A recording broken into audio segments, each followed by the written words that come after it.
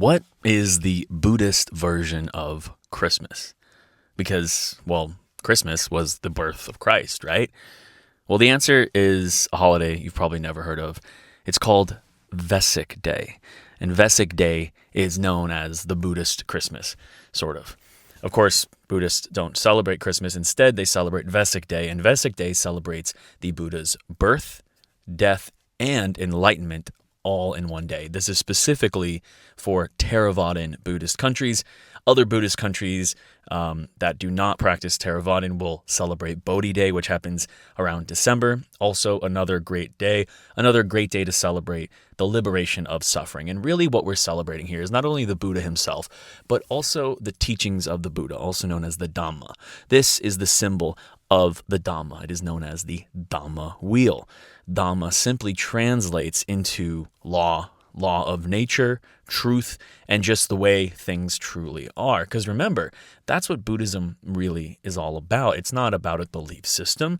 It's about a discovery of truth for oneself through self-investigation, meditation, and introspection.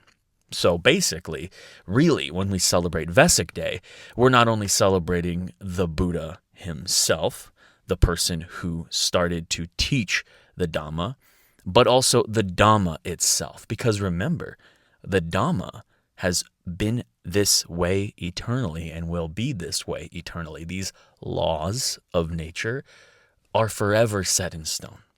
These laws of nature were not created by the Buddha. These laws of nature were simply discovered by the Buddha.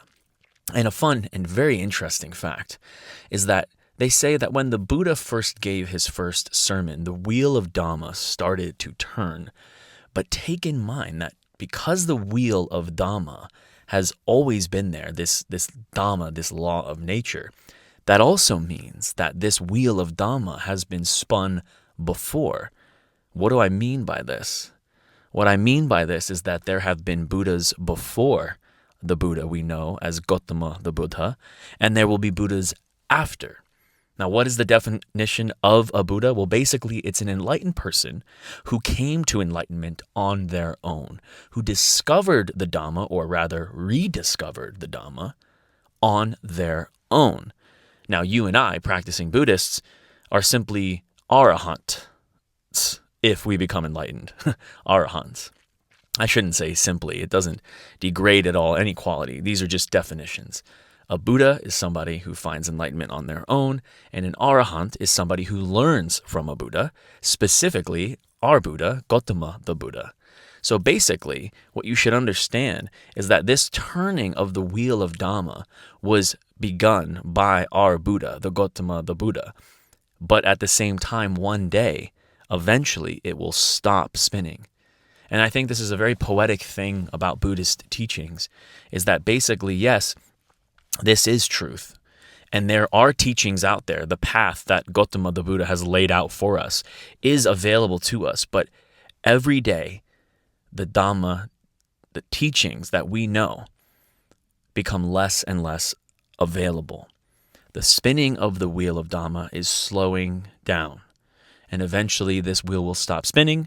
And that basically means that the teachings of the Buddha, the Dhamma, the discovery or rediscovery of the Dhamma will be lost and will be gone for thousands of years until one day a new Buddha emerges, discovers, or rather rediscovers the Dhamma, and the spinning of the wheel begins again.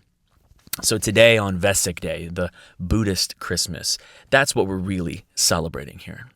Because remember, the Buddha is not a creator and is not the creator of the universe. Instead, he was a man who became enlightened and became an enlightened being. The Buddha himself was a profound individual that we celebrate. We celebrate and pay respect to the Buddha, to Gautama the Buddha, just as we would pay respect to any teacher. We thank him. We value him being born. We value his enlightenment and his parinibbana once he passed away and fully reached nibbana or nirvana. These are all things that we think about, and these are all things that we celebrate today. Because once you follow the Buddhist teachings, you learn how to liberate yourself from suffering. And you do this by understanding the Dhamma, the teachings, the turning of the wheel, the laws of nature. You understand this for yourself, not because someone else told you to. So today on Vesak Day, I ask that you do a few things. One, I ask that you hold some gratitude. Two, I ask that you meditate. You meditate on these teachings. You meditate on the Dhamma. You meditate on your suffering. And three, I ask that you hold compassion for others and their suffering on this day. Wherever you're watching from, happy Vesak Day.